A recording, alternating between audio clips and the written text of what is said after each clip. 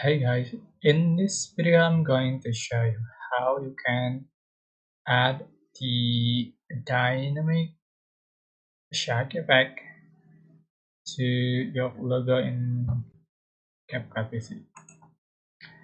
So prepare your logo and I'm just going to use this CapCut logo, just add to the track. So super simple, just going to animation. Select combo animation and you can find the dynamic shack 1 and dynamic shack 2, but this is for a fact you have to join properties to be able to use this effect.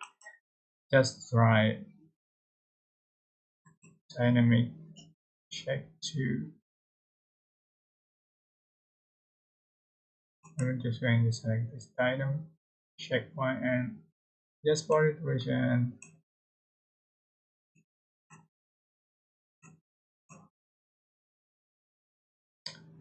And this is the final effect you have on your logo.